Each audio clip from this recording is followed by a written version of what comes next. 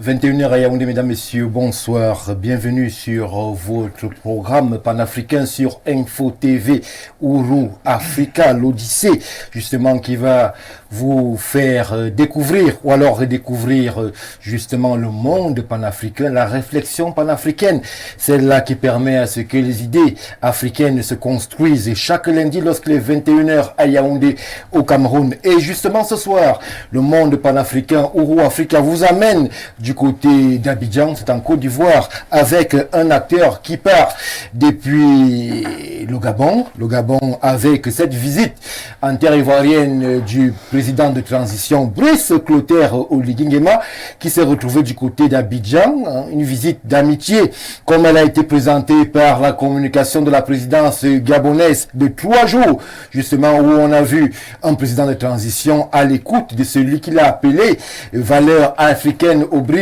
son aîné. Justement, il est donc allé à la rencontre de son aîné, plaider la cause gabonaise et surtout plaider auprès du président ivoirien Alassane Dramane Ouattara un retour du Gabon au sein de l'Union africaine. Il a aussi été question de coopération parce que c'est une forte délégation qui accompagnait justement le président Brice Clotaire Oligui Nguema. Il a aussi été question de l'AES, vous savez, ces pays dissidents de la CEDEAO, où le président de transition gabonais justement a plaidé pour un retour au sein de l'institution ouest-africaine de ces 3 pays. Nous en parlons en introduction de ce plateau de Ouro Africa. Il sera aussi question de politique plus tard, lorsque nous allons évoquer la présidentielle de 2025 au Cameroun, avec ce que nous avons décidé d'appeler ce soir sur ce plateau le temps des positionnements. Il ne fait aucun doute que la marmite politique camerounaise est en train de bouillir avec ces appels qui foisonnent, avec ces fusions entre entités politiques. La dernière, ou alors le dernier appel, est celui qui nous vient d'une frange de l'Union des populations du Cameroun qui choisit un candidat, pas celui SG de cette entité, mais surtout celui du RDPC que l'Union des populations, je l'ai dit, une frange a décidé de choisir comme candidat pour ce qui est de la présidentielle en 2025. Nous avons aussi vu l'honorable Nietzsche qui justement se déployait aussi sur le terrain en appelant à une alliance autour d'un candidat, le professeur Maurice Kamto en l'occurrence. Ce soir, sur ce plateau de Ouro Africa, la réflexion panafricaine s'interroge sur ces temps de positionnement. Est-ce de l'opportunisme? Est-ce de la réalité? Est-ce de la convergence idéologique? Nous en parlons ce soir. Mesdames, messieurs, je respire en régie et je vous reviens tout de suite.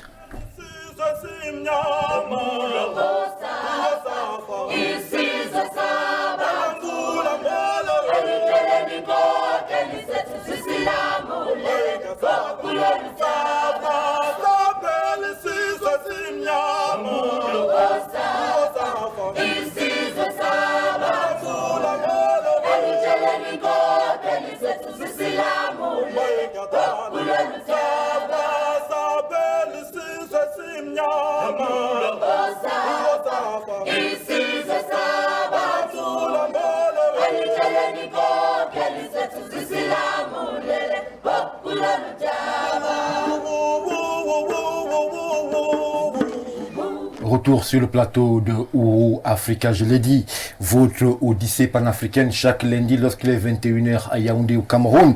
Vous savez que l'Afrique a rendez-vous avec nos panélistes et pour justement présenter ceux qui vont nous accompagner ce soir, je vais commencer par ma droite.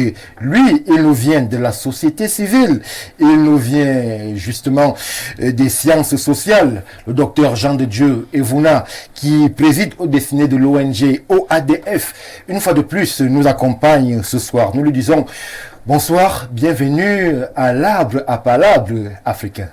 Bonsoir M. Mbarga, bonsoir à tous les copanélistes, bonsoir aux millions de téléspectateurs de Ouro Africa. Je me fais l'honneur ce soir de dire un bonsoir en tant que président de l'organisme africain de développement des familles, à ma propre famille, mon épouse qui me regarde avec mes enfants et à mes frères et sœurs qui sont un peu partout, qui nous regardent en ce moment. C'est aussi un privilège de les avoir à mes côtés et d'avoir leur encouragement pour ce travail que nous faisons tous ensemble pour bâtir un Cameroun, une Afrique émergente et souveraine.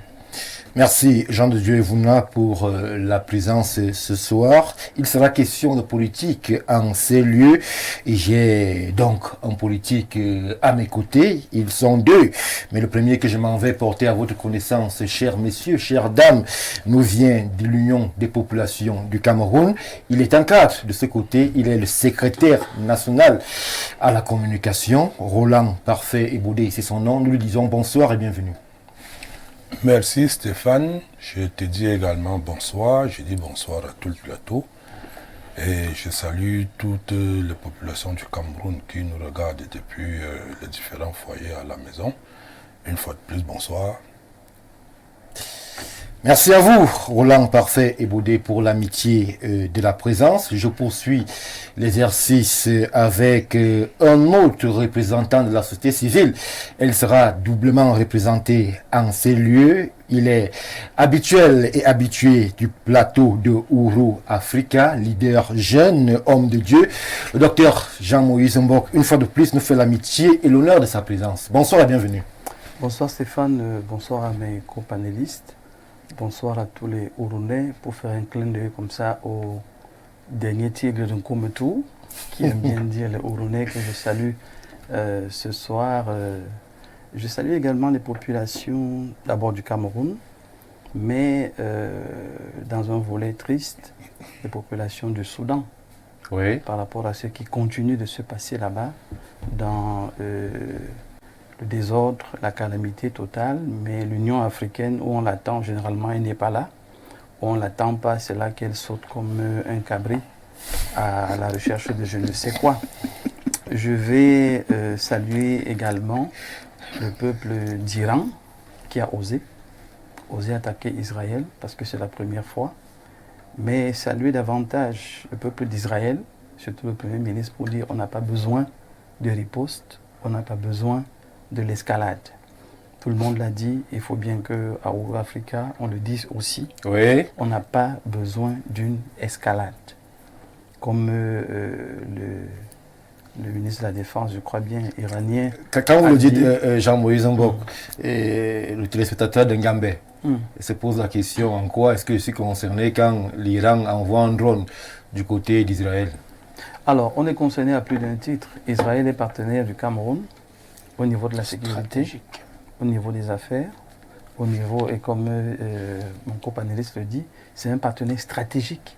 Je ne prends que le Cameroun. Oui. Je laisse même le reste du monde. Donc, si ça s'embrase en Israël, d'une manière ou d'une autre, le Cameroun sera affecté.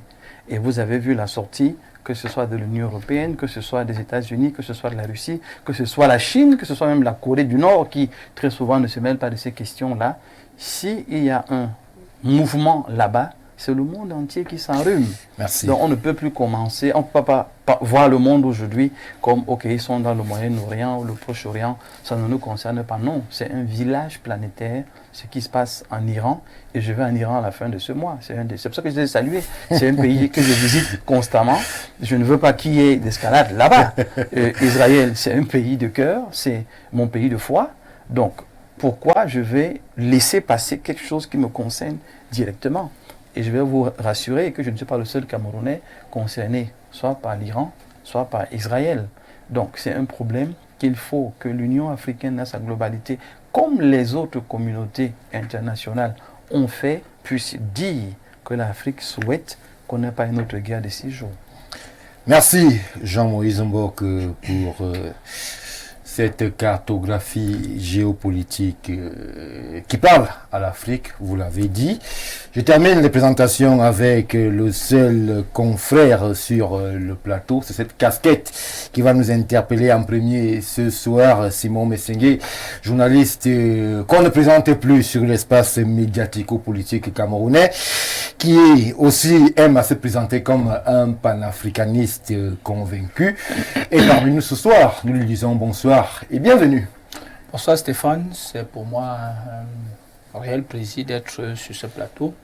Et je vais saluer particulièrement un très grand panafricaniste qui parle au monde entier en ce moment. Le président camerounais Paul Biya. Il disait, soyons les mendiants de la paix. Oui. Nous avons des foyers de tension dans le monde. Nous avons la crise russo-ukrainienne, nous avons au Proche-Orient, nous avons l'escalade israélo-palestinienne, nous avons maintenant la riposte iranienne sur l'Israël. C'est en ce moment que cet homme parle au monde entier. Oui. Il dit, soyons les mendiants de la paix. À quoi ça sert de jeter des drones chargés d'ogives pour tuer des gens? 300. Pour se faire entendre. 300. À quoi ça sert de tuer 31 000 personnes en moins de 3 mois? Ça sert à quoi de détruire un pays parce qu'on veut se faire entendre? Il nous dit, et c'est ça la voix de l'Afrique, soyons les mendiants de la paix. Merci. Et donc de ce fait, c'est le moment où l'Afrique, où les panafricains doivent parler. Et sa parole résonne, parce qu'il a dit ses propos aux Nations Unies. Là où la plus grande arbre à palabre, qui est le Conseil des Nations Unies, il a dit, soyons les mendiants de la paix. Pour le terrorisme, il a dit, à menace globale, riposte globale contre la barbarie. Donc, nous disons aujourd'hui, les panafricains, nous qui sommes frères, parce que en Afrique, on s'appelle frères. C'est les autres qui disent, monsieur tel, nous, on dit, nous sommes des frères. En Afrique, nous disons les paroles de l'Afrique aujourd'hui. C'est pour cela que le Cameroun a choisi quelqu'un qui est devenu le candidat. Je suis là-dessus, qui est devenu le candidat de l'Afrique, il faut le dire, et qui a ce label. Soyons tous les mendiants de la paix. Le Premier ministre Philemon Yang, qui va compétir, je crois, en septembre prochain, pour être le président, donc le candidat de l'Afrique, pour être le président de l'Assemblée générale des Nations Unies. Et donc, disons-nous une chose. Aujourd'hui, l'Occident, l'Orient, les BRICS et l'OTAN doivent prendre les leçons en Afrique. Merci. Soyons les mendiants de la paix. Laissons les bombes, les ogives et autres, parce que l'humanité n'a pas besoin de ça aujourd'hui. L'humanité n'a pas besoin de cela. L'Afrique, le modèle africain devrait résonner dans ce monde où justement il y a beaucoup de tensions. Et justement, pour ce qui est des tensions, il n'y en a pas. Il y a plutôt coopération lorsque l'on évoque cette arrivée, et je l'ai dit, du président de transition gabonais Brice Clotaire Oligui Nguema, qui s'est retrouvé du côté d'Abidjan. Il n'a pas caché l'objet de sa descente de ce côté-là. Il était cher Roland Parfait Baudet, voir le président, son aîné Alassane Dramane Ouattara, pour plaider la cause gabonaise et la probabilité d'un retour du Gabon au sein de l'Union africaine. Est-ce le bon interlocuteur lorsque l'on veut rentrer dans la maison mère des Africains? Stéphane, il faut dire que à la suite de l'interruption du processus électoral constitutionnel au Gabon et l'arrivée du général Clotaire Oligui Nguema comme président de la République du Gabon, l'Union africaine... Président de la transition. Bon, ça c'est le jeu. Non, c'est pas des jeux. Le président de la République... Transition. Le président de la République du Gabon. L'Union africaine avait pris des sanctions contre le Gabon. Et le Gabon avait été suspendu et avait été mis sous sanction. Et le général a déployé, il faut le souligner, sa diplomatie. Et elle a commencé au sein de la CAC. Vous savez que c'est le président de la République de Guinée équatoriale qui en est le président. Le président de Centrafrique. Non, c'est Mac. Centrafrique, CAC. Centrafrique, c'est Mac. Tout à fait. Là. Oui. J'ai dit CAC. CEAC, oui. CAC, c'est Mac, c'est RCA. Dans le président Obiang Nguema, qui a déployé son ministre de l'intégration régionale, qui a accordé des audiences à la délégation gabonaise. C'est à la suite et les promesses récoltées sur ce déploiement de la diplomatie qui a donc permis au président lui-même maintenant de prendre le flambeau et de le porter lui-même pour rencontrer le président Alassane Ouattara. Vous savez, en Afrique de l'Ouest déjà, la voix de la Côte d'Ivoire compte. Et si la voix de la Côte d'Ivoire compte dans un retour au sein de la grande famille Union africaine, alors le général Oligui Nguema n'avait qu'à aller rencontrer son frère aîné. Oui. Non seulement d'abord pour apprendre la sagesse, il faut le savoir, les aînés sont toujours porteurs de beaucoup de sagesse. Et le président de la Côte d'Ivoire en est un sage africain, c'est un vieux politique dans le sérail ouest africain. Oui. Il a été Premier ministre plus d'une fois et puis maintenant il est président depuis plus de 12 ans. Vous comprenez donc que sa voix porte et peut compter quand il s'agit de lever des sanctions contre un État. Alors, moi je crois que l'humilité précède la gloire. Le général s'est plié du haut de son général. Il est allé rencontrer son aîné pour lui dire, bon, ok, grand, l'affaire n'est plus bien pour moi, je voudrais que tu m'accompagnes dans la levée de ces sanctions. Et c'est tout à fait normal, c'est même louable de voir un chef d'État africain qui va rencontrer son frère pour en discuter, pour en faire la paix. Merci. La paix en Afrique, c'est toujours ce qui nous est la chose la plus chère. La chose la plus chère, la paix en Afrique, Roland Parfait Baudet.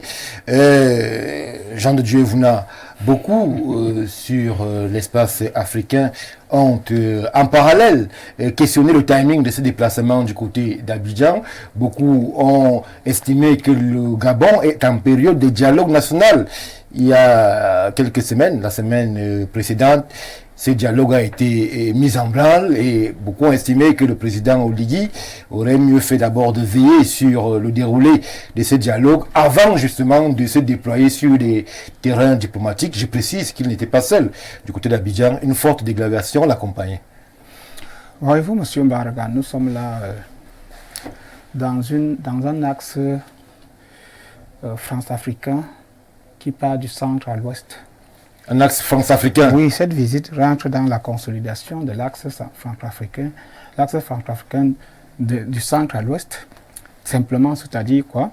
C'est-à-dire que nous avons pour pérenniser les intérêts des néocoloniaux, tout en acceptant par exception le changement d'homme à la tête. Je parle bien en acceptant par exception. C'est-à-dire que nous avons en Afrique 6 coups d'État. 2 en Afrique centrale, 4 en Afrique de l'Ouest. Voyez-vous? Et la Côte d'Ivoire est environnée de 4 pays, je crois, de ces où il y a eu des différents coups d'État. 3, le président Ouattara, ne collabore pas. Mais quelle est cette magnanimité de sa part de recevoir un putschiste de l'Afrique centrale?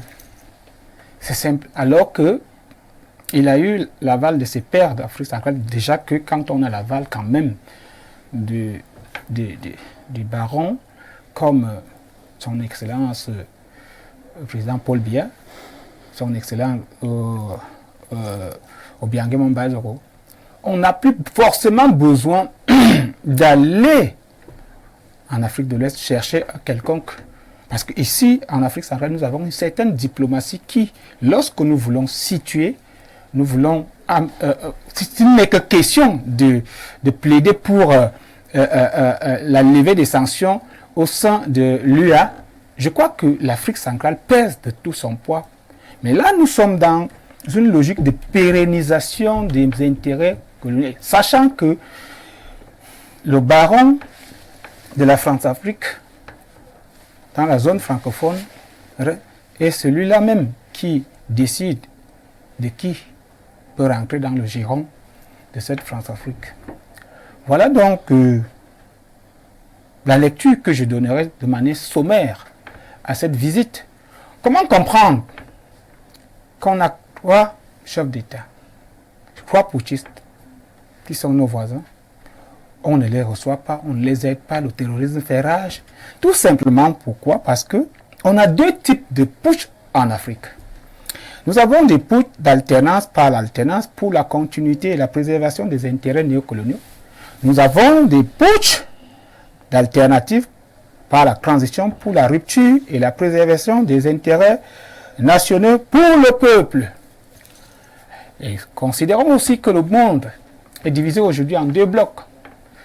Le bloc occidental, impérialiste, et le bloc multipolaire, russo-chinois et le sud global.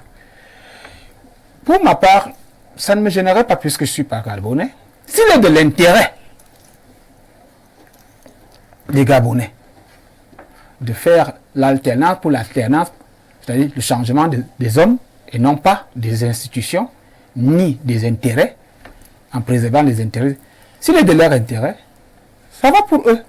Mais s'il est de l'intérêt de l'Afrique, dont nous souhaitons de tous les vœux être souverain, indépendant, libre et prospère, je ne pense pas. Je ne pense pas.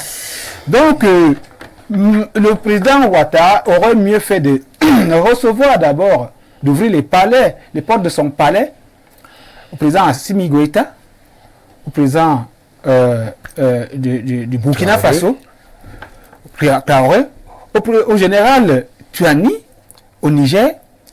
Et là, nous aurons compris qu'il est vraiment celui qui veut que l'Afrique puisse avancer.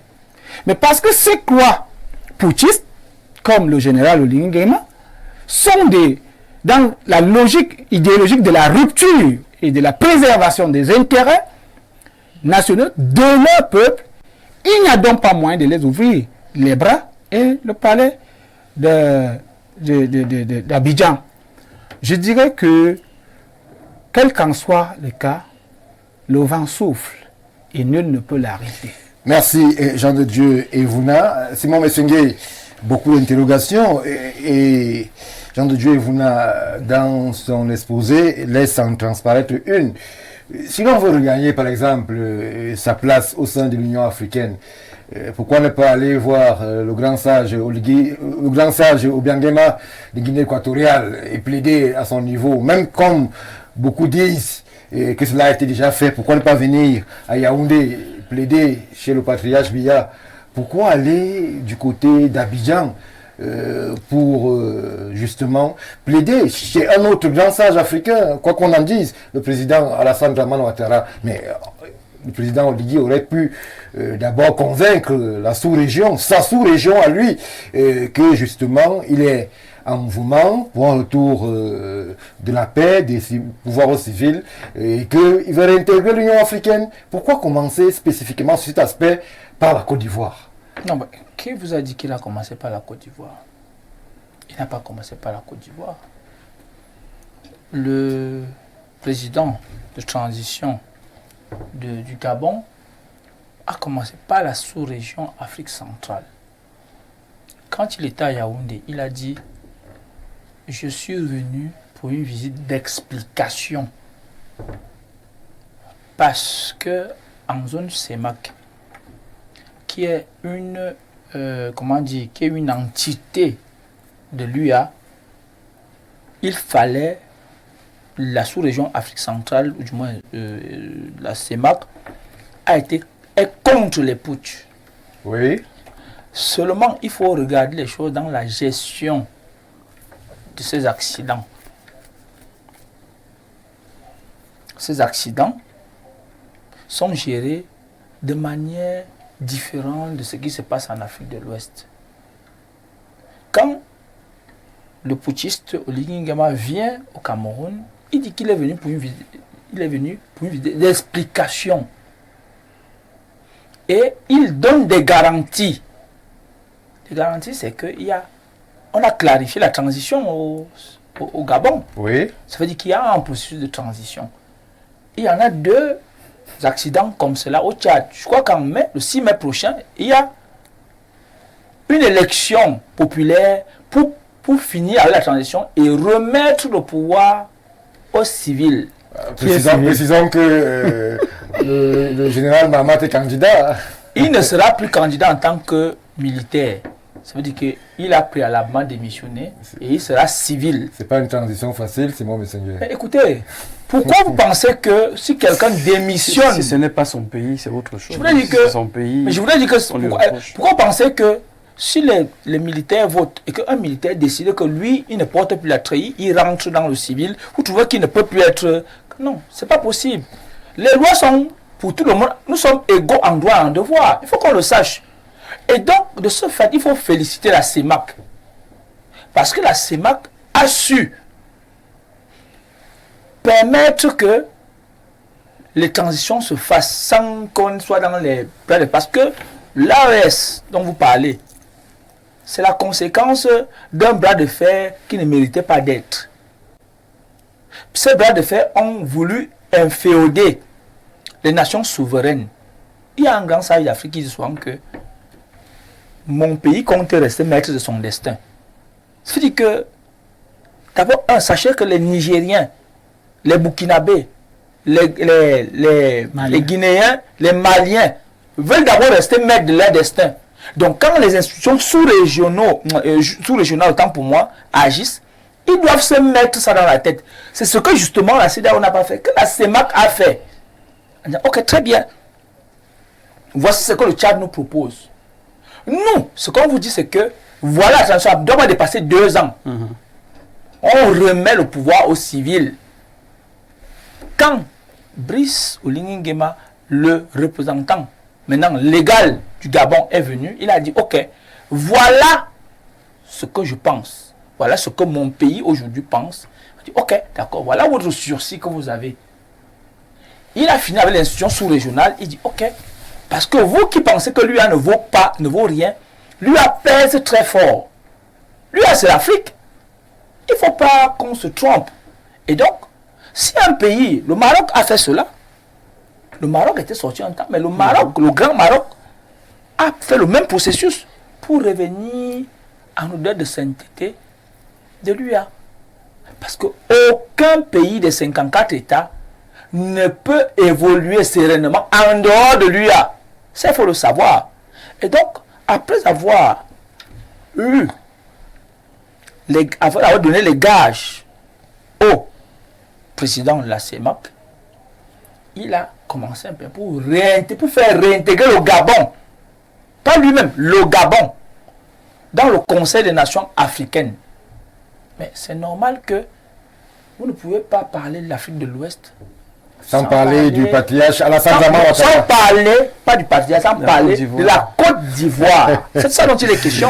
Donc de ce fait, moi je ne peux rien lui reprocher.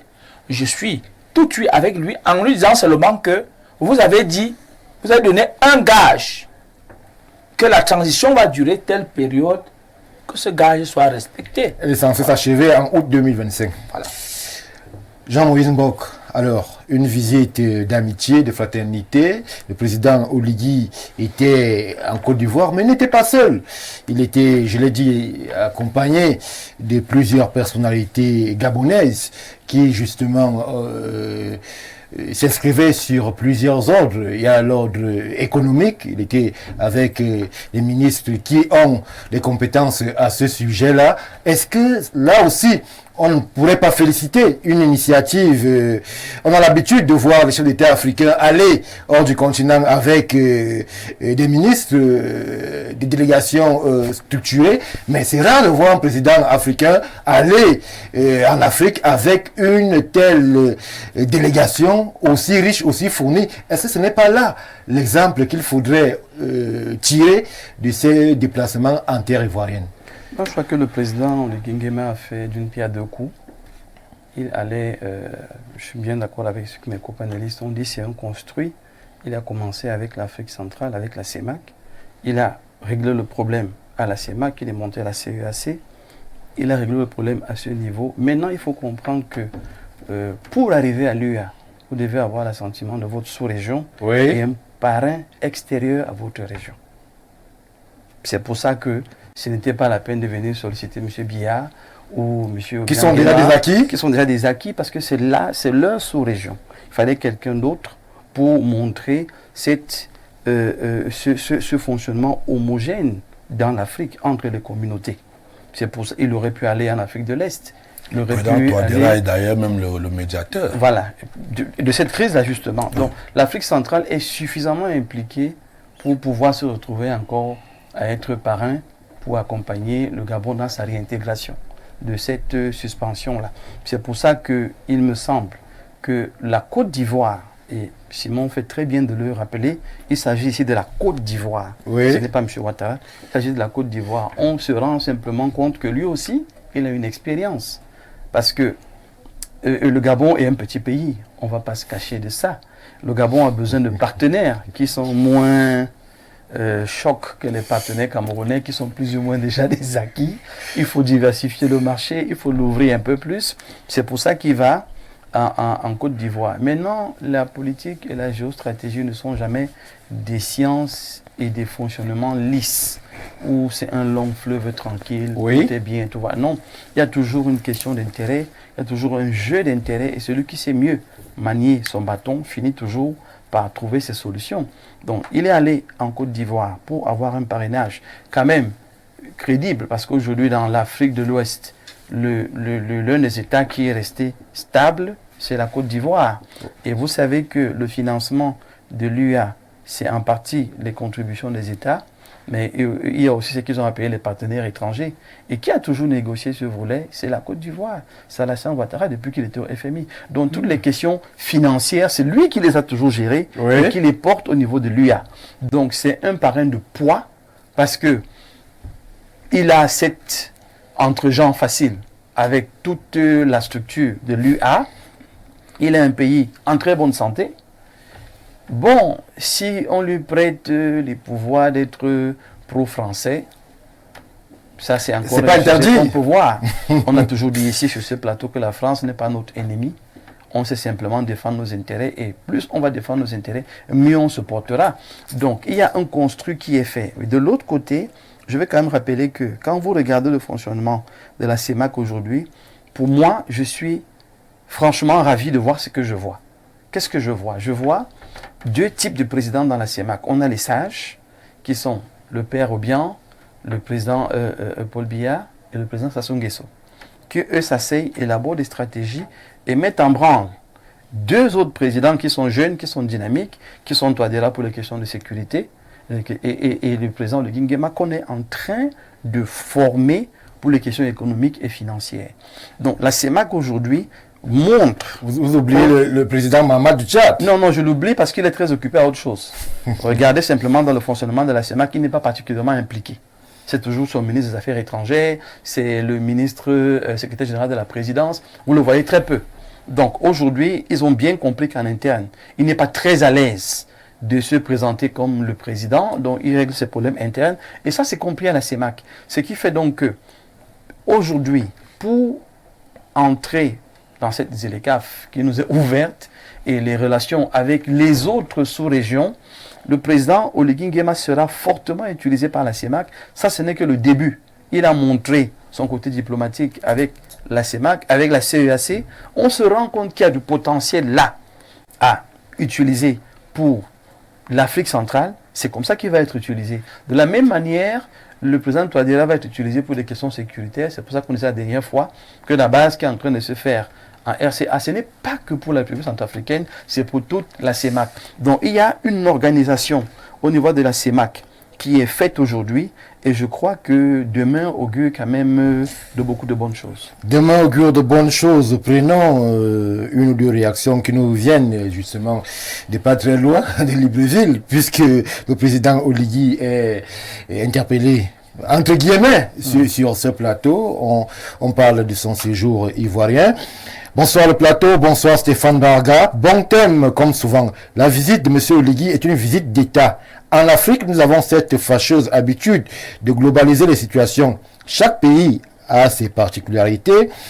Je m'étonne d'un certain raisonnement. Pourtant, comme le dit M. Messengue, il a commencé par l'Afrique centrale. En plus, ne demandons pas au président Oligui d'aller se transformer en panafricaniste et commencer à se lever contre la France. J'ai l'impression qu'aujourd'hui, si vous n'insultez pas la France, ça voudrait dire que vous êtes un mauvais chef d'État. La Côte d'Ivoire est un pays qui est important en Afrique.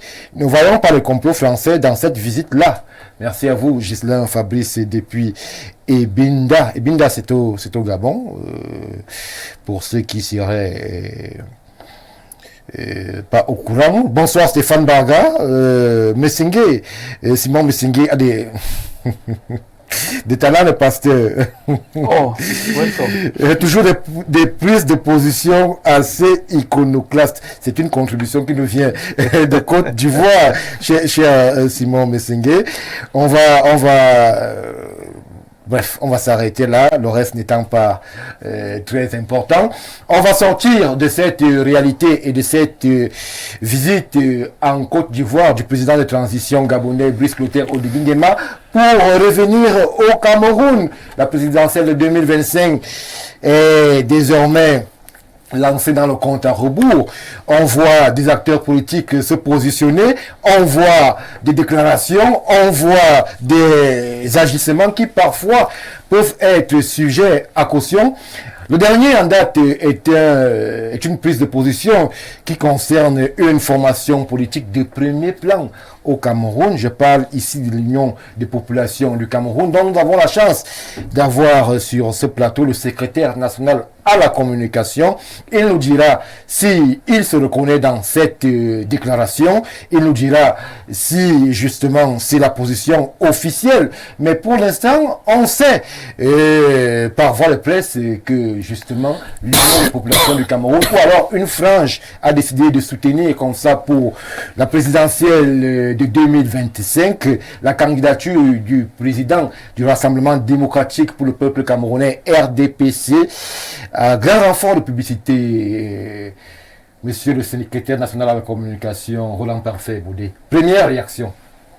Merci Stéphane. Je voudrais particulièrement vous remercier de m'avoir convié à ce programme et de poser cette question pour que je puisse apporter beaucoup d'éclaircissements. Allez-y. Je voudrais dire à l'attention des populations du Cameroun que l'Union des populations du Cameroun a fêté 76 ans le 10 avril. Vous comprendrez par là que nous sommes un vieux parti. Et nous sommes le tout premier parti au Cameroun à avoir bâti, construit un comité directeur. Et le comité directeur est l'instance fêtière de l'Union des populations du Cameroun. C'est-à-dire c'est l'instance décisionnelle. C'est là où les grandes décisions se tiennent ou alors se détruisent ou sont refusées. Et je suis surpris de ces derniers temps-ci de lire dans ce que je vais appeler les journalistes à gage. Ah, vous n'avez pas accusé la profession. Parce que, dans les journaux, écoutez-moi s'il vous plaît, si je parle du RDPC, je connais qui est le président du RDPC, je connais qui est le secrétaire général du RDPC. Pourquoi quand il faudra s'agir de l'Union des populations du Cameroun, vraiment, vous commencez à nous affubler des titres des individus qu'on ne connaît pas. Vous parlez d'un individu qui est militant du MLJC, il est secrétaire général du MLJC.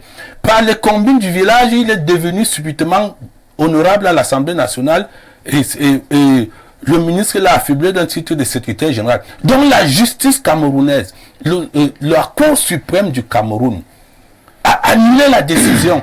Mais vous continuez à en faire. Mais attendez, nous sommes en train de construire une république. Et lorsque nous construisons cette république, le pouvoir judiciaire est un pouvoir très fort. Mais si nous voulons rendre le pouvoir judiciaire au Cameroun comme une traînée de poussière, faisons-le. Pour revenir à votre question, je ne me reconnais pas dans un comité directeur de l'Union des populations du Cameroun qui a siégé et qui a planché sur la présidentielle de 2025. Alors si un individu s'est permis, déjà dans une manifestation dont le sous-préfet avait interdit, il faut bien que nous respections la loi. Il ne faut pas que nous soyons des hors-la-loi au Cameroun. Il y a une note du sous-préfet de Ngorma-Poupi qui interdit cette manifestation. Ou alors qui dit que j'ai déjà donné une autorisation à ce parti, je n'en saurais donner une seconde. Ça signifie que ce regroupement est hors la loi. Il faut utiliser les mots, il faut appeler chien, chien. Ce regroupement est hors la loi. Et à ce jour, l'Union des populations du Cameroun, son comité directeur, ne s'est pas réuni pour le soutien à une candidature quelconque. Nous continuons à observer la scène tout en étant acteurs. Mais je voudrais vous dire... Pour chuter? Oui, pour chuter. Et j'insiste là-dessus. J'ai dit, au RDPC, vous connaissez son président. Vous connaissez son secrétaire général. Pourquoi à l'UPC, on ne connaît pas le secrétaire général? Dites-nous son nom une fois. C'est qui? Dites-nous son nom. Justement, le secrétaire général de l'Union des populations du Cameroun s'appelle Dr Pierre Balegelnkot. Au moins c'est clair. Si au moins vous allez recontinuer à baigner dans l'imposture, à continuer à entretenir... Vous n'allez pas le faire procès, on ne va pas faire... Non, oui, c'est pourquoi j'ai utilisé le journaliste. Parce que les journalistes connaissent. Et ils savent, ils connaissent l'arrêt de la Cour suprême. Mais vous continuez à balayer ça. Mais soyons sérieux, on construit quelle République? Un sous-préfet de la République interdit, refuse de donner une suite favorable à une demande. Mais la réunion se tient. Mais vous ne prenez pas compte du refus du sous-préfet, mais vous balancez les résolutions de cette réunion comme si c'était un trophée. Soyons sérieux, nous construisons une République. Et si on commence à la détruire par des scènes comme ça là, nous allons la détruire nous-mêmes. Mais si nous respectons notre République, quand un sous-préfet a pris une décision de ne pas donner une suite favorable à une demande, il faut que cela soit respecté. Mais vous ne tenez pas compte de la genèse, mais vous allez à la fin, et vous nous balancez la fin, comme si c'était ça le trophée de guerre. L'Union des populations du Cameroun n'a donné aucune consigne par rapport à une candidature en 2025. Merci Roland Parfait et Baudé. Jeanne Djouevouna, voilà, le plateau est lancé. Il y a beaucoup de confusion et justement, l'électorat camerounais s'y perd un peu. Qui fait quoi? On a l'impression que c'est chacun qui va de sa déclaration. Il y a quelques semaines encore, on épiloguait sur ce même plateau encore sur l'ex-secrétaire général de la présidence, Edouard, qui lui-même en parlait, évoquait une transition et où lui aussi se proposait comme être l'homme providentiel capable d'assumer, de gérer cette transition. Alors, dans quoi est-ce qu'on va lorsque l'on sait que 2025, c'est bientôt? Je ne sais pas comment est-ce que je peux expliquer ça en français. Expliquez simplement. C'est un patois que c'est mieux. Mais bon, je vais prouver quand même. Nous sommes dans un melting pot. Nous sommes dans une danse de sorcières. C'est-à-dire... où nous avons deux types de politiciens, des politiciens vocationnels et des politiciens professionnels. Et ils sont partout, hein. Ils sont RDPC plein. Ils remplissent les couloirs du RDPC pour le positionnement. Ils remplissent les couloirs de l'opposition au RDPC, mais ils sont plus nombreux encore. Qu'est-ce que le RDPC vous Non, a fait? non, non, c'est un parti politique, il faut qu'on se le dise. Et il va concourir en 2025. Est-ce que le RDPC vous a dit qu'il a un problème en 2025? Vous m'avez demandé quelle est la situation. Je commence par le RDPC. C'est le parti au pouvoir. Donc, quand vous me posez la question, je dis qu'il y a des professionnels et des vocationnels. C'est-à-dire, il y a des hommes politiques qui sont par vocation hommes politiques. Il y a des hommes politiques qui sont des professionnels, comme celui qui a déclaré qu'il accompagne le RDPC. Il est dans les couloirs du RDPC. C'est un homme politique de profession. C'est-à-dire, il s'est levé un bon matin et il a trouvé qu'il en fait son métier. Oui. Et sans aucune conviction, sans aucune vocation. Mais il se revendique quand même un ADN de l'Union des populations du Cameroun. C'est pour cela qu'il peut se retrouver au même moment à l'UPC, secrétaire général je ne sais d'où, et maintenant au RDPC qu'il va accompagner. Parce que si, en un seul instant, je vous dis, on fait comme au Mali, on suspend tous les partis politiques, vous allez voir les gens pleurer parce qu'ils n'auront plus de travail. Parce que leur vie, ce n'est que ça. Ils n'ont aucune vocation en tant qu'homme politique. C'est des professionnels. Donc si le président tente ça, c'est-à-dire qu'ils nous disent qu'ils suspendent tous les partis politiques. Les pleurs, il n'y a rien au Mali. Il y aura des pleurs, mais ce ne peut témoigner que les couloirs du RDPC sont remplis de gens qui attendent depuis 20 ans que leur tour aussi arrive. Des hommes politiques sans vocation. Maintenant, l'opposition, alors, c'est la marmaille. Ils sont à tout. Président fondateur de parti, président exécutif de parti, on ne comprend même plus. Le docteur Baleken, c'est plus total. Voilà ce melting pot dans lequel nous nous trouvons, où tout le monde attend que le roi sonne la cloche. Et ce sera son tour. C'est la cour des gourmands. Tout le monde guette la marmite qui bouillonne. Et veut à tout prix piquer un morceau de viande, même si la marmite n'est pas retirée du feu. Voilà là où nous sommes. Avec des déclarations de soutien, de moutons de soutien. Non, moutons de soutien. Hein?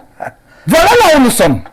Où ça pleut de partout, du RDPC aux 40 derniers partis qui ont été légalisés. Moi, voyez-vous, depuis l'époque des indépendances, pour parler de partis politiques, il n'y a plus de partis politiques à caractère idéologique au Cameroun. C'est pourquoi nous nous retrouvons, non pas avec des Oumniobé, des hommes politiques par vocation, mais des gens qui font des déclarations et des moutons de soutien pour chercher, espérer avoir leur place, leur tour. Et c'est pour ça qu'on peut avoir des hommes politiques qui peuvent vous dire oh, la politique est un métier, j'ai quand même pris du poids. C'est la raison pour laquelle nous avons ce genre d'hommes politiques. Parce qu'ils ne sont pas des hommes politiques par vocation. La vocation vient de Dieu.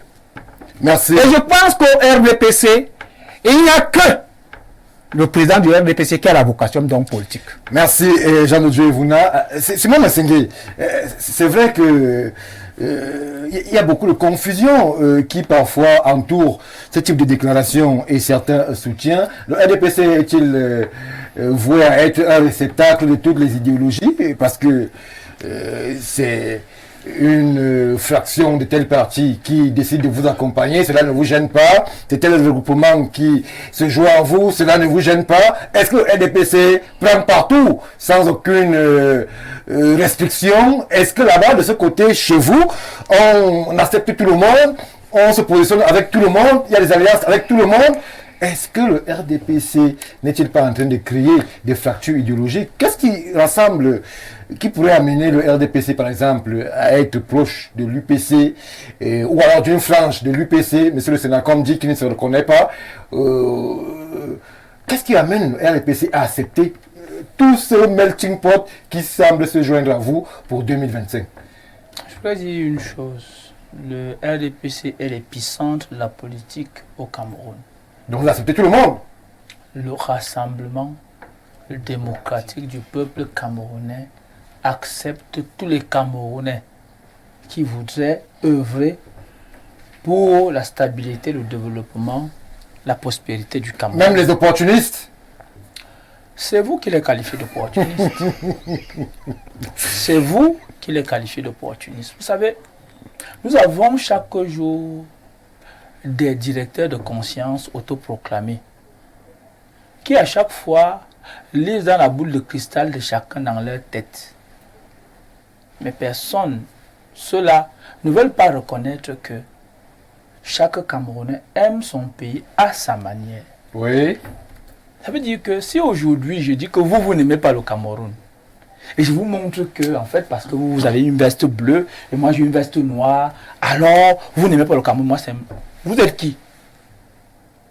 Au nom de quoi vous dites que les autres n'aiment pas le Cameroun? Vous dites ça pourquoi? Vous les qualifiez d'opportunistes. C'est sorti de ma bouche. Oui, ils n'aiment pas le Cameroun. Oui, vous qualifiez la plupart d'opportunistes. Même le mot opportuniste est sorti de ma bouche. J'ai dit qu'ils sont des politiciens de profession et non de vocation. Au nom de quoi vous le faites? Parce que c'est la réalité. Vous avez quelle boussole? C'est la réalité. C'est pour ça qu'on dit donc... Comment donc quelqu'un qui n'est pas de l'UPC peut se déclarer être de l'UPC après un arrêt de justice de la Cour suprême? Je vais vous dire quelque chose. Attends, vous dites ça comment? Il aime le Cameroun comment? Après un arrêt de justice.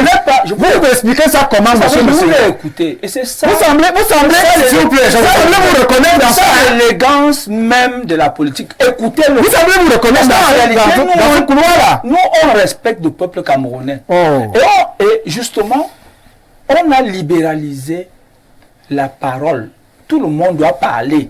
Même ceux qui menacent la démocratie doivent parler. C'est pour cela que les émissions comme celle que dirige brillamment Stéphane Barga sont là. Tout le monde parle. Oui. Et donc, si vous avez fini de parler, vous me permettez aussi de parler. Parce que je suis en train de dire ceci.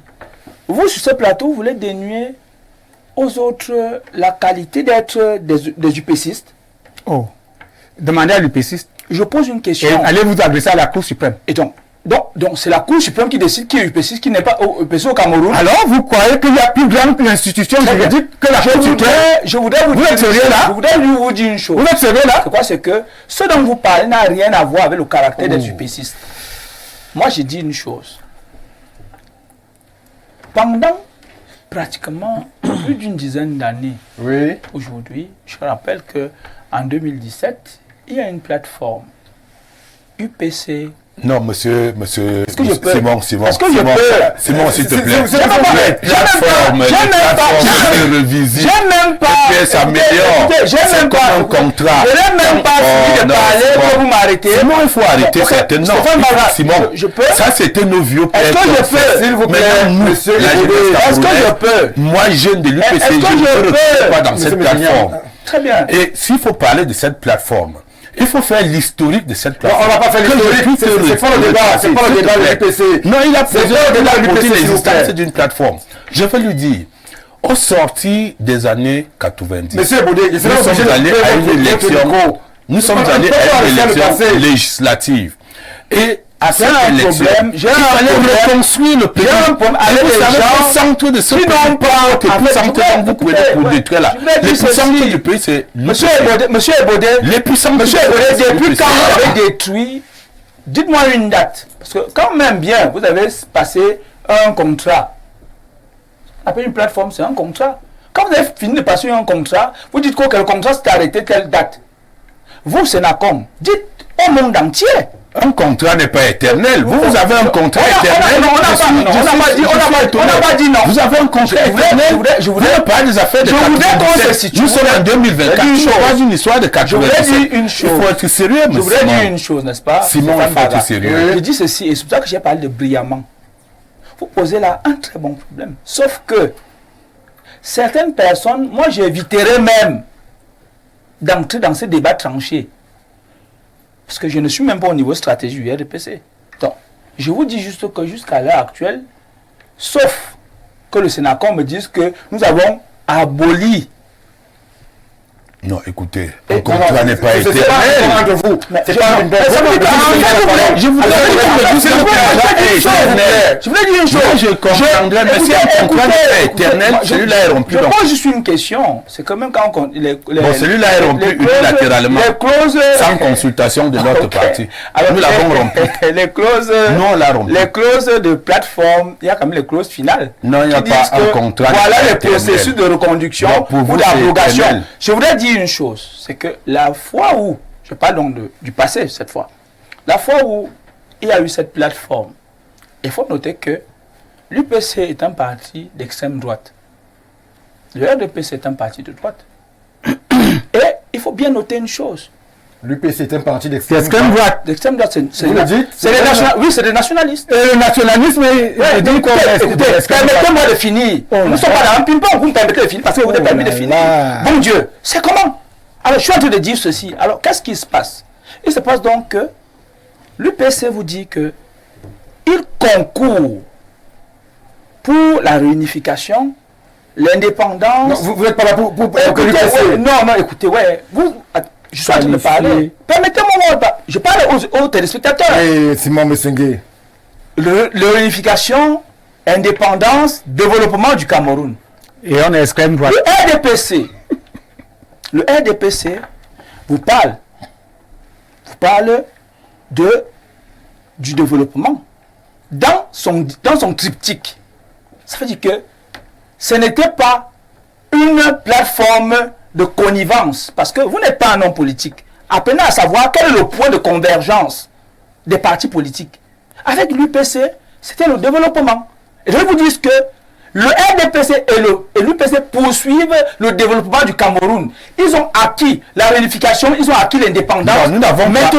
Ne parlez pas de réunification, s'il te plaît. Actuellement, je vais vous dire, je puis vous rappeler que les questions de l'UPC de 48 sont les plus actuelles. Il y a une réunification au Cameroun. Avec une durée de 7 ans. Mon Dieu, dans votre fraction, il faut bien qu'on soit sérieux. Dans votre fraction, non, c'est pas élégant. Dans votre fraction, vous êtes hostile à l'écoute. Vous êtes hostile à l'écoute. Vous parlez de fraction. Alors, vous parlez de fraction. C'est ce que vous avez je voudrais même couper mon micro. Je suis étonné. Vous parlez de fraction à l'Union des populations du Cameroun. Je suis très étonné. Vous fabriquez les hiboux pour venir nous emmerder. Ah, d'accord. C'est la norme qui parle de langage. Vous fabriquez des hiboux pour venir nous Effectivement, c'est un langage ordurier. Oui, c'est un langage ordurier. Vous fabriquez des hiboux pour venir nous enfumer. C'est un langage ordurier. Vous fabriquez des hiboux pour venir nous enfumer. S'il vous plaît, allez-y. C'est moi qui est le plus désolé. Alors, j'étais disant donc que... Mais il faut noter une chose. Nous sommes dans une république. Dans une république. Dans la scène politique, il y a ce qu'on appelle des alliances. Oui, vous l'avez déjà dit. La vôtre est éternelle. Maintenant, nous, d'abord en 2018, une vingtaine de partis politiques ont accompagné le RDPC dans sa brillante victoire. Évidemment, pourquoi? Qu'est-ce qui fait le charme du RDPC? C'est son programme politique qui est resté constant dans le développement. Et donc, tous les partis politiques qui convergent vers ce programme-là sont des partis qui ont un lien idéologique, comme vous dites. Maintenant, et vous faites bien, et c'est pour ça que cette émission est une émission thématique, est une émission intellectuelle. Ce n'est pas une émission populiste. Parce que les gens vous racontent, elle va faire ainsi de suite, ainsi de suite. Quand vous voulez parler de deux partis politiques, regardez quel est leur point de convergence. Et donc, de ce fait, mais il faut noter une chose. La présidentielle, c'est en octobre 2025. Pour l'heure, il y a les flagorneurs. Flagorneurs, pourquoi? Parce que Stéphane Barga, certains amuseurs publics vous parlent de transition. Dans un pays, il faut qu'on se le dise, dans un pays où toutes les institutions fonctionnent normalement, et vous parlez de transition politique, ce n'est pas la sorcellerie, c'est quoi? Merci. Alors, donc il faut qu'on se dise une chose, et c'est pour cela que les médias sérieux comme les vôtres doivent relayer cela pour ne pas violer l'opinion, à dire que il n'y a pas lieu de parler de transition politique. D'ailleurs, le président de l'Assemblée nationale a dit en fait qu'il a même précisé que voilà dans quel contexte On parle de transition, mais ici, dans notre cas de figure, Simon on attend l'élection présidentielle en 2025 et les élections locales dans la même période, sauf si d'autres courants nous permettent le contraire. Mais il faut noter une chose. Merci. C'est que, effectivement, On vous a compris. dans le cas du RDPC, par exemple, tout le monde prépare sereinement. Vous l'avez dit. Hein, Merci. la bataille des urnes, la saine concurrence politique dans les urnes. Et c'est de ça que nous devons parler ici. Et donc, Merci Simon Messengue. La bataille des urnes, la scène compétition, Jean-Moïse Mbok. Mais on constate que le jeu des acteurs a commencé. Et certains évoquent des propositions, d'autres voient en le champion du RDPC l'homme providentiel, d'autres évoquent des transitions plus ou moins réelles ou affirmées. Le jeu des acteurs a commencé. Vers quoi est-ce qu'on doit s'acheminer? Vous, en tant que société civile, comment est-ce que vous observez ce jeu des acteurs qui commence à se mettre en place? Vous croyez à la sincérité des acteurs politiques? Ou alors, une fois de plus, on sera avec des politiciens providentiels qui, une fois l'élection passée, disparaîtront comme fumée? C'est ce que nous venons de voir. Moi, ça m'attriste particulièrement parce que je me rends simplement compte que la scène politique au Cameroun a encore beaucoup à faire. Beaucoup à faire dans sa communication, beaucoup à faire dans son organisation, beaucoup à faire dans ses objectifs. Aujourd'hui, nous avons un principal problème qui, au départ, je crois qu'il était fait de bonne foi, mais aujourd'hui devient un problème, ce qu'on appelle la tolérance administrative. Oui. Le fait de tolérer nous ramène dans des situations comme celle-là, où on a un parti politique qui existe, et puis après, on crée un schisme, ça devient deux, et puis après, c'est chacun qui est patron, qui fait des sorties, fait n'importe quoi, même quand il y a un arrêt de justice. Je précise que même au sein du PCRN, on est en train de migrer vers le même climat. C'est pour ça que je parle d'abord de la tolérance administrative, oui. qui est un problème. Le deuxième problème de l'opposition camerounaise, c'est dans les attitudes, jusqu'à cet appel à la transition. C'est en fait un aveu, mais outrageant de faiblesse. On a affaire aux gens qui savent que si on vient dans la logique, dans la norme, dans la constance, ils sont battus. Au lieu de s'organiser à ne pas se faire battre, on se met à utiliser des gros mots qui, au fond, n'ont pas de sens. Et finalement, ça fait rire certains parce que c'est amusant et ça énerve d'autres parce que, on a fait une émission ici ensemble où quelqu'un disait qu'on utilise des gros mots parce que rien ne va, on veut faire de l'électrochoc. Ok, la politique ne se construit pas, en tout cas les élections ne se font pas avec de l'électrochoc de parole, mais c'est au niveau des urnes. Ça, il y a un aveu de faiblesse et quand on le dit, c'est pour dire à l'opposition camerounaise, ouvrez les yeux, bon sang. Prenez-vous au sérieux. Ce n'est pas possible de continuer à laisser. Je suis même parfois tenté de penser comme Jean de Dieu. Quand il parle d'opportunisme, moi je préfère dire ça comme ça, d'opportunisme en politique, je préfère le dire comme ça. C'est pas aussi la réalité. Sans jeter des fleurs à Simon. C'est pas un jeu d'opportunité. Sans jeter des fleurs à Simon. Quand il parle, il y a même un construit dans son langage. Vous voyez quelqu'un qui sait pourquoi il est en politique.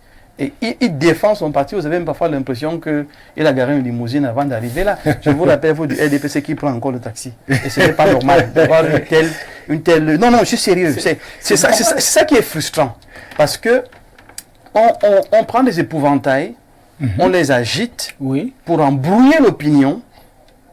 Au nom de la tolérance administrative, on crée un contexte de grande faiblesse dans l'opposition, mais à la clé, écoutez, Simon, si je me rends compte que où je suis là, ça ne va pas, je vais chercher où ça semble aller. C'est pour ça que les gens courent au RDPC. Oui. Ce n'est pas tout même parfois qu'ils ont... Le RDPC semble récompensé. Mais le RDPC est, quand vous le regardez même dans sa structure, il est cohérent. Et ça, les gens ne vont que courir de ce côté-là. Je n'ai pas envie de dire que le parti au pouvoir a tout fait pour que les autres ne se construisent pas. Mais j'ai l'impression qu'ils ne font aucun effort pour se construire. Regardez, après combien de temps l'UPC vient nous dire ici que ce n'est pas fondé. Après combien de temps? Que ce n'est pas fondé, Jean-Moïse Mbok? La déclaration de soutien au RDPC. Après Que combien je de l'ai temps dit. Non, J'ai dit. non, vous ne pouvez pas dire ça. Nous sommes dans un état sérieux. Il devait avoir un démenti le même jeudi. On n'attend pas 48 ou 72 heures pour venir démentir. Mais c'est quelque chose de communication là. Je ne vous fais pas un procès. J'ai dit simplement On vous a payé pour que... J'ai dit simplement que... Où est le communiqué? Il faut pouvoir à un moment donné arrêter le banditisme dans le milieu de la politique. S'il n'y a pas de moyens, est-ce que vous croyez un seul instant que quelqu'un va se lever au nom du RDPC, venir dire que le prochain candidat c'est X, sans citer le nom de M. Biya, et ça va faire 1 heure de temps? Ça ne peut même pas faire 20 minutes. Vous allez avoir un démenti immédiat. Ils ne vont pas le diffuser, hein, les journalistes. Non, ne dites pas ça. Le diffuser. Dites pas ça. Moi, ce n'est qu'un conseil que je vous donne. Je suis simplement en train de dire qu'il faut que l'opposition camerounaise comprenne que les populations qui sont en face, les populations qui sont en face commencent à se poser des questions pour dire que mais c'est quoi ces gens? C'est quoi ces gens? Aujourd'hui, quand on dit RDPC, on voit un parti. On dit UPC, on dit c'est déjà 2 partis. On voit le PCRN, on est déjà en train d'aller dans 2 partis. Avec un congrès annoncé pour le 6 mai. On prend le SDF, on dit oh le nouveau chairman n'est pas accepté tant que ça. On risque même de diviser le truc. Mais finalement, qu'est-ce qu'on va finir par construire? 3e point, c'est le coup d'État scientifique. Stéphane Barga, le chef de l'État a dit qu'il souhaite qu'on retienne de lui qu'il a construit la politique, je paraphrase, au Cameroun, et qu'il a amené la prospérité, l'émergence. On a l'impression qu'il y a des ânes battés dans le système qui font tout pour que ce que le chef de l'État a annoncé n'arrive pas. Parce qu'il faut dire que à la fin de tout, ce sera à la honte de M. Biya si on n'a pas une opposition structurée. Si ce n'est que le RDPC qui est structuré, c'est à notre honte. Ce sera à la honte de M. Biya si l'opposition n'est pas structurée. Mais pas que lui seul. Parce qu'il aura au moins dit ce qu'il veut. Et l'opposition aujourd'hui, au lieu de se construire, va passer le temps à dire le MINAT a dit, le MINAT a fait, tel ministre a fait. Construisez-vous d'abord. Pour la question de l'émergence, on reviendra là-dessus. Mais je veux simplement dire que l'opposition, finalement, laisse un goût vraiment amer, hautement frustrant. Hautement frustrant parce que on a l'impression qu'on a des gens qui courent un peu comme ça dans tous les sens. On a demandé, les élections c'est demain. Le RDPC, on sait ce qu'ils proposent, on sait ce qu'ils annoncent. Les autres partis, on est encore en train d'attendre. Quel est votre programme politique? Non, on est en train de le faire, on vous apporte demain. Ce n'est pas sérieux parce que tout le monde savait que les élections c'est en 2025. Mais vous voyez, beaucoup se comportent aujourd'hui comme si, on nous a réveillés la veille pour dire, attention, les élections c'est demain. Vous faisiez quoi depuis pour ne pas avoir un programme qui est connu des Camerounais? Merci. Ce ne sont que des interpellations pour dire aux uns et aux autres, il est encore temps de se rattraper pour 2025. Moi, je ne suis pas là pour avoir un super RDPC très grand, très fort, très puissant, et les autres sont rien du tout. Il faut qu'on construise une opposition qui est capable de faire des propositions cohérentes aux partis au pouvoir, et non se laisser simplement entraîner par une fusion naturelle parce qu'eux-mêmes ne constituent rien à la base. Merci. Alors, vous insistez, Jean de Dieu, je vous donne 1 minute pour votre prise de parole. Je voudrais ajouter ceci après M. Mbok. Tout simplement que si nous sommes là où nous sommes aujourd'hui, c'est simplement parce qu'on nous a servi le multipartisme électoral en lieu et place de la démocratie. C'est pourquoi chaque parti d'opposition court vers l'opportunisme politique.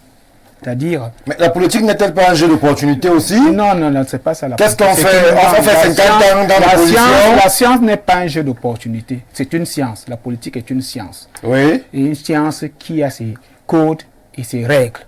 Ce n'est pas un jeu d'opportunisme. Ce n'est pas un jeu d'embuscade.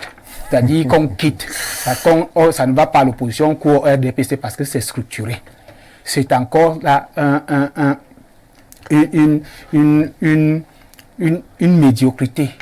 Ça, il faut le dire. Il faut faire la politique par conviction.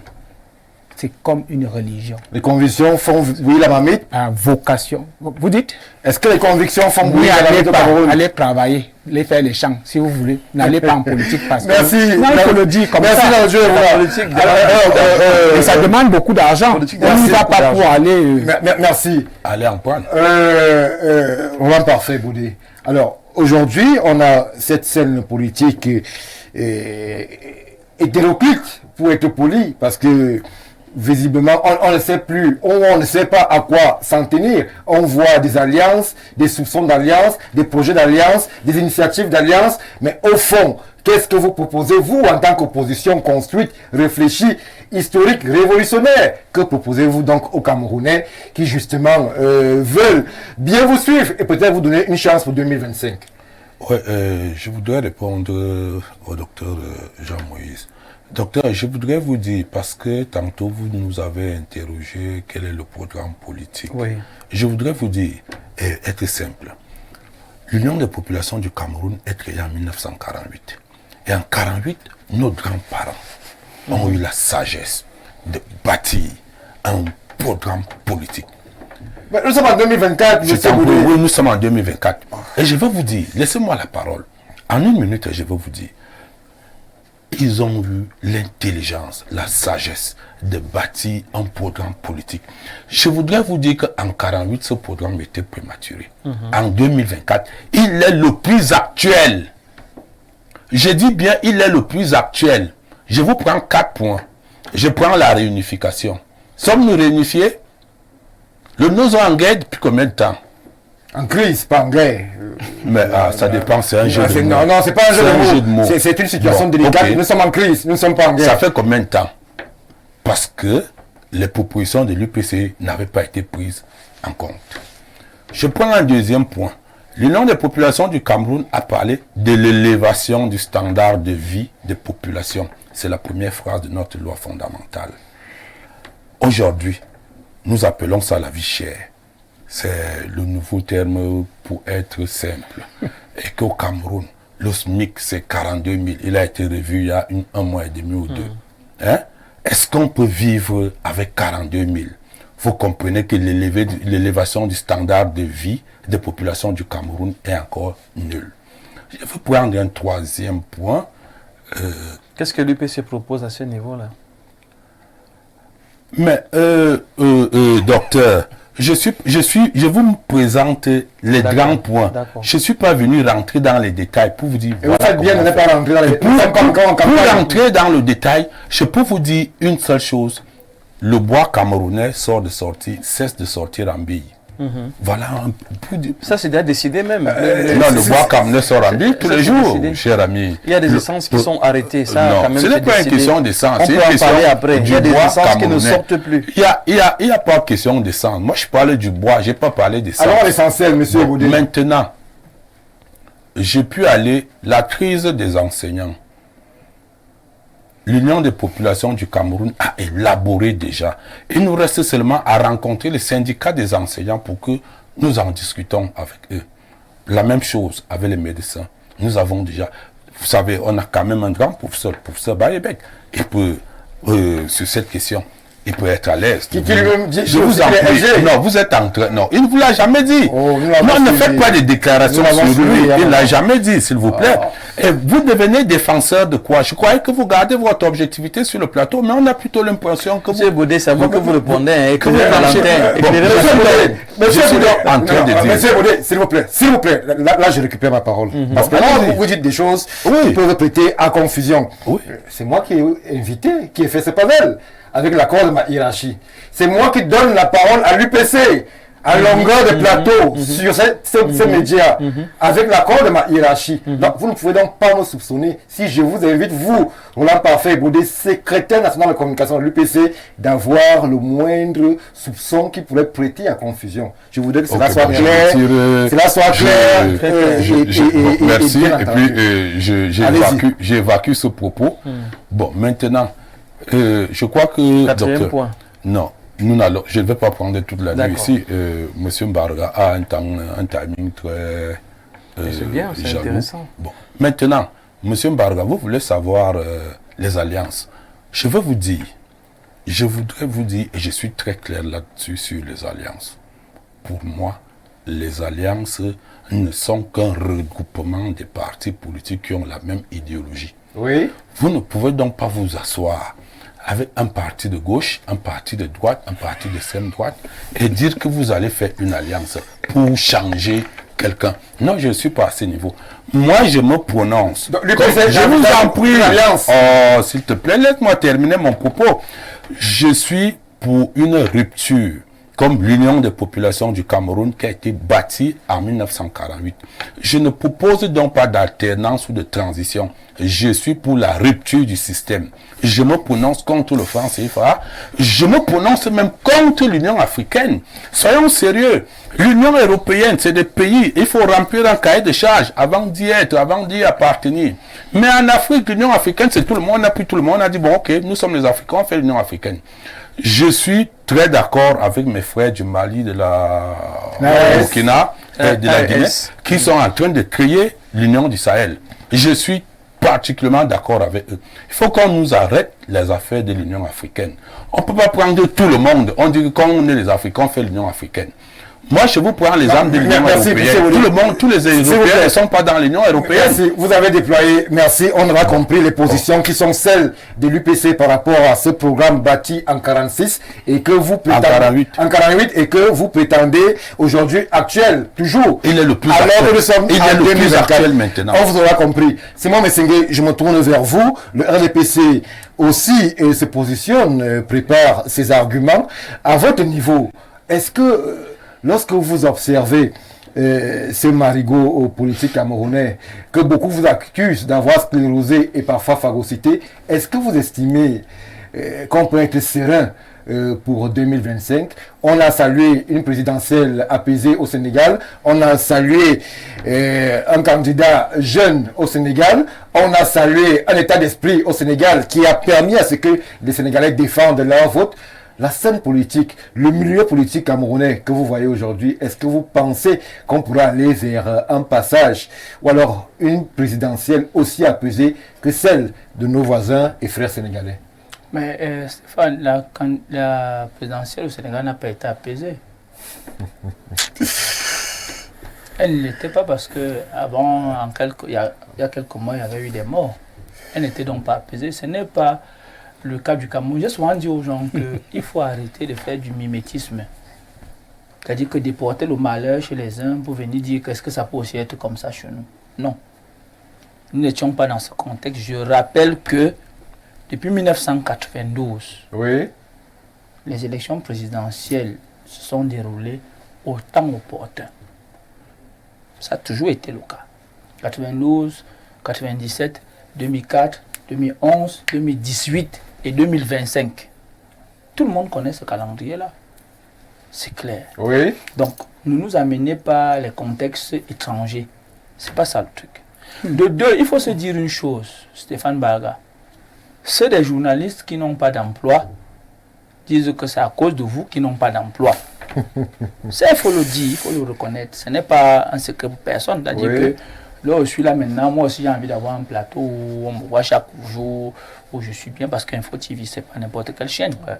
Donc de ce fait, quand je n'ai pas, je dis, si vous connaissez, Stéphane Baga pratique beaucoup. Vous devez savoir, même le mouchoir qui porte souvent la bleue, il est même dans une secte. Vous devez savoir ça. Donc, de quoi on parle, Simon Messengue? Vous me perdez là. Vous allez donc comprendre pourquoi est-ce que certains charlatans politiques vous parlent de transition quand il faut attendre l'élection de 2025. Et ils vont vous faire comprendre par des moyens que même vous-même vous ne comprendrez pas qu'ils ont fait telle chose, d'autres vont vous dire qu'ils ont rêvé. C'est la même chose que nous avons aujourd'hui. Il faut qu'on se dise les vérités. 2025 sera une année électorale. Tout le monde le sait déjà, tout le monde prépare cette élection. Et c'est même une routine. Parce qu'en réalité, c'est une année électorale connue de tous. Simon Messengue, je me permets de vous stopper un moment, je vous relance parce que nous allons aller rapidement. 2025, le jeu, les acteurs n'ont pas beaucoup évolué. 2018, on a vu des attitudes, monsieur Messengue, personne sur ce plateau ne peut le nier. On a vu certains candidats se lever avant même que le décompte des voix se soit achevé, déclarer que c'est eux les champions, les vainqueurs, et donner même des injonctions à tel ou tel autre candidat. Est-ce que avec l'usure du temps, on ne va pas se retrouver dans le même schéma où justement certains n'accepteront pas le verdict des urnes et s'empresseront de déclarer des victoires inopportunes. C'est ce que le docteur Moïse Mbok vous faisait comprendre. Qu'en fait, en 2018, effectivement, les gens ont cru. Ils surfent sur quoi? Ils surfent sur des mécanismes insurrectionnels. C'est sur ça qu'ils surfent. Quelqu'un vous dit, ok, il a gagné les élections. Vous savez, on l'a arrêté. On l'a pas arrêté. On a dit, ok, le contentieux post-électoral arrive au Conseil constitutionnel. Apportez toutes les preuves, parce que vous avez toutes les preuves. La loi électorale vous permet, dans tous les bureaux de vote, d'avoir un procès verbal signé par tous ceux qui étaient dans le bureau de vote, que vous allez condenser, empaqueter et présenter ça au Conseil constitutionnel afin qu'on compare les données. Donc, ça n'a ému personne. Et donc, qu'est-ce qui s'est passé? On s'est retrouvé à dire, c'est parce que l'autre est telle tribu, et que moi je suis pas à telle tribu, c'est pour ça que l'autre a gagné, et moi j'ai perdu. C'est ce qui va arriver. Aujourd'hui, on a laissé cet état parce qu'on s'est rendu compte que même si le peuple camerounais est fait de tribus, le peuple camerounais est jaloux de sa stabilité. Oui. C'est pour cela que ça ne s'est pas embrasé en 2018. Maintenant, ils ont laissé le caractère tribal. Ils vont dans la logique de transition. Ils comprennent très bien. D'autres vous disent même aujourd'hui que bon, comme transition ne marche pas vraiment parce que nous-mêmes on n'a pas très bien compris. Peut-être qu'on a dormi comme ça, on a dit transition. D'autres vous disent quand ils viennent sur vos plateaux, ils vous disent que non, comme aujourd'hui, vraiment mon ami là est en jaune et qu'on devait être le rouge, votez pour qu'on sanctionne qu'il ne porte plus le jaune. Parce qu'ils n'ont pas de programme politique. C'est un problème de programme. Et ça ne peut pas être la faute du RDPC. Le RDPC ne gouverne pas seul, on est d'accord. Il n'y a aucune élection où le RDPC est allé seul. Le RDPC va avec plusieurs sensibilités. Quel est leur poids? Mais, vous parlez de poids? Mais vraiment, je suis désolé, on vous a gratifié d'un sénateur dernièrement. Gratifié? Oui. À qui? C'était un sénateur nommé. À qui? À l'UPC. Donc gratifié, donc on gratifie. Écoutez, mais bien sûr, les grands sénateurs sont gratuits. Non, mais écoutez, on a gratifié. C'est pas une question de loi. Non, la loi. Non, c'est pas une question de loi. La loi est claire, mais sauf que le vote. Écoutez un peu. La nomination est... C'est gratifié maintenant.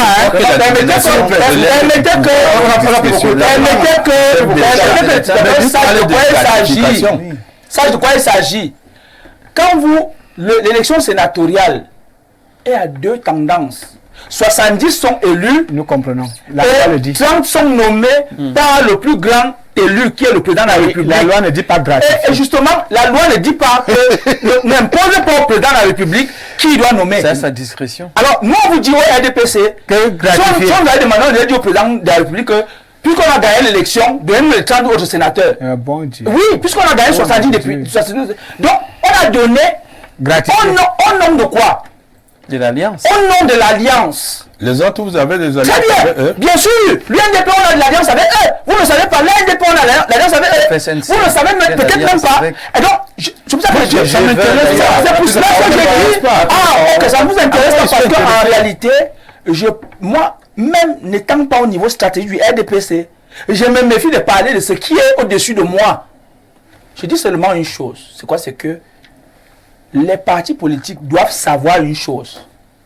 Le peuple camerounais n'aime pas la tricherie. Ce sera programme contre programme. D'autres ont dit, oh, le président, on va encore le nommer, il a 91 ans. Et d'autres, non, c'est que moi je suis jeune. D'autres disent, non, comme ça s'est passé au Sénégal, vraiment, vous voyez, votre sanction. D'autres vous disent que non, ce sont même les votes là, parce que les gens là vont nous battre sur le vote. Allons-y à la transition. Le peuple camerounais n'attend pas ça. Merci, Simon. Sachez une chose, vous avez bien fait de dire, Simon, temps de positionnement. Que il n'y a aucun temps de positionnement à l'une. Seul le peuple souverain, avec votre son destin, va décider de qui. Merci. Merci, Simon Messengue. Merci.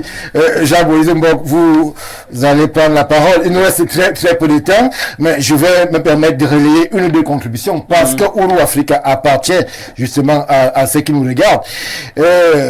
une téléspectatrice nous salue, bonsoir. Avec tout ce que l'opposition a subi dans ces pays, dire que l'opposition n'a rien proposé, c'est vraiment faire une insulte à l'intelligence des Camerounais. L'UPC est très pertinente. C'est une contribution. Bonsoir, monsieur... Bonsoir Stéphane, où va ce pays? La Cour suprême a tranché ce débat. D'où vient-il que les médias camerounais parlent d'une telle imposture? Voilà les soi-disant mandats de la paix qui ne loupent pas une occasion pour créer la zizanie. Pour un journaliste, monsieur Messengue... Oh là là... Monsieur Jean-Moïse Mbok, quel est le programme de société du RDPC? Il est... Non, je peux le donner. De la société civile? Non, c'est pas à vous que la question est adressée. Bonsoir Stéphane au panel. Je me suis souvent posé la question de savoir si Wandje était né, disons, dans l'année 70, donc aurait moins de 50 ans. À nos jours, le Cameroun aurait son faille et son co. On a l'impression que parmi les héritiers de l'UPC, il y en a qui ont trahi et provoqué l'assassinat de ces héros, et les enfants de ces traîtres continuent de vouloir profiter de l'histoire de ces grands partis d'antan. On a l'impression que Bapo Lipote a dépassé tous les dirigeants de l'UPC d'aujourd'hui. Fundi a fait partie de tous les pères fondateurs du SDF qui voulaient lui tenir tête. Kanto en a fait autant pour certains qui ont créé le MRC. Kawala de même a récupéré un parti qu'elle n'a pas créé. On a voulu prendre le parti de Kane Anissé. Il a signé sur ça. Que les dirigeants de l'UPC deviennent des hommes, sinon qu'ils rejoignent Kanto ou Cabral pour libérer ce pays. Merci à vous, Ndobo de Ferrara, pour la contribution. Elle nous vient de très loin. Bonsoir le plateau. Le RDPC a encore de beaux jours au Cameroun. De mon œil d'observateur extérieur, il nous écrit depuis le Gabon. J'ai l'impression que pour le moment, il n'y a que ce grand parti qui peut diriger le Cameroun. Les autres partis politiques me semblent inconstants idéologiquement, sans projet pour le Cameroun. On va couper là, tant les contributions sont abondantes. Bonsoir Monsieur Mbaga, de quoi parle le docteur? Qui croit tenter donner des leçons? Sait-il jamais comment gagner des élections au Cameroun? Il parle d'opposition comme si c'était un parti politique. Docteur Evuna, un plus jeune que lui est talentueux, pertinent, qui ose se voir moqué par n'importe qui. Il est incapable de dénoncer ce que fait de manière flagrante et visible à des kilomètres le MINAT au sein du PCRN. Merci pour la contribution. Bonsoir le panel. C'est Yaro depuis Libreville. Franchement, monsieur Mbok, relayer les déclarations du président Biya de structurer la politique au Cameroun en même temps. Merci pour la contribution. On préfère s'arrêter là pour ne pas faire office ou alors atteinte à institution ou à représentant de l'État. Bonsoir, c'est Josias du côté d'Ingandere. Pour moi, le RDPC va toujours gagner. C'est une procédure qui ne va jamais changer. La politique dépend des moyens et des ressources. Poursuivons rapidement. Le temps va nous tenir à la gorge. Bonsoir, monsieur le modérateur, et à tous les panélistes qui nous a permis de dire que nous sommes dans la mouvance des positionnements à l'agent de Dieu. La politique est un jeu où s'affrontent les passions et les intérêts, dixit Machiavel dans Le Prince. Notre position est mal partie et programmée pour un fiasco qui profitera au parti au pouvoir. Le temps des positionnements, des égaux, des mesurements surdimensionnés au détriment des agendas politiques et programmes politiques qui fédèrent pour la quête et la conquête effrénée du pouvoir. Thierry, depuis Berthois, a réagi. Tous les jeunes qui migrent vers le RDPC sont des opportunistes. C'est comme sur le plateau. Dites à ce monsieur que le RDPC n'a pas de programme politique. C'est monsieur Arnold Mbarga qui écrit depuis Mbalmayo. Prenons rapidement cette dernière contribution. Bonsoir sur le plateau. En 2025, j'irai voter dès que j'arrive dans l'isoloir. Je retire le bulletin du RDPC, je mets de côté. Je choisis un bulletin au hasard parmi les bulletins restants et je mets dans l'urne. Je ne sais pas qui va gagner. L'objectif est de rompre avec la machine RDPC. Merci pour la contribution. Il ne nous reste plus de temps. Je vous donne 30 secondes, Jean-Moïse Mbok, parce que le temps est achevé et la réalisation me fait des grands signes. Oui, je veux simplement dire ici aux Camerounais qu'il faut qu'ils apprennent à écouter avec leur bon sens et non avec, comme on dit trivialement, les organes. C'est-à-dire que quand vous entendez ce que les gens disent, vous vous rendez compte qu'ils sont partisans, ils écoutent avec une attitude, avec une approche. Non. Loin de moi, en tant que société civile, de vouloir faire un procès à l'opposition. Il faut prendre simplement les faits. Et sur la base des faits, beaucoup d'autres l'ont dit, sur la base des faits, travailler à se construire. Tout peut encore être fait. Et je continue de dire, il ne faut pas rester derrière son téléphone et lancer des paroles qui ne construisent pas. Nous sommes là pour construire. Travaillons à construire. Un débat, c'est la diversité des opinions. On n'est pas là pour faire un chœur, pour pouvoir chanter avec la même voix. Non, c'est la diversité d'opinions. Et je veux simplement dire que, non, Stéphane, nous parlons d'une question suffisamment sérieuse. Oui. Si vous ne faites pas la politique vous fait. Il faut donc que les gens comprennent que c'est une question sérieuse, que l'opposition arrête de se laisser agiter par ce que le pouvoir en place ferait de bonne guerre pour les distraire. C'est de bonne guerre. Il faut donc que l'opposition se constitue, qu'on arrête ses égos. Comment un pays a 500 partis d'opposition et vous voulez dire que l'opposition va se constituer à la base de quoi? Avec un mastodonte en face, il faut que les égos s'arrêtent, que les fiertés s'arrêtent et qu'on se mette ensemble. Si on ne fait pas ça au Cameroun, 2025, là, on aura le même résultat. Merci Jean-Moïse Mbok. 2025, on risque d'avoir le même résultat. Malheureusement, on n'ira pas plus loin. Le temps est mis à disposition pour cette super production de Ouro Africa étant arrivé à son terme. On va vous dire merci pour les contributions. Merci à vous qui nous prenez la peine de nous suivre depuis Libreville, depuis Dakar, depuis Abidjan, où nous avons désormais un fan club officiel. Ouro Africa, c'est votre programme. Chaque lundi, je l'ai dit, lorsqu'il est 21h à Yaoundé au Cameroun, canal 317, c'est Info TV. Merci encore et excellente continuation de soirée.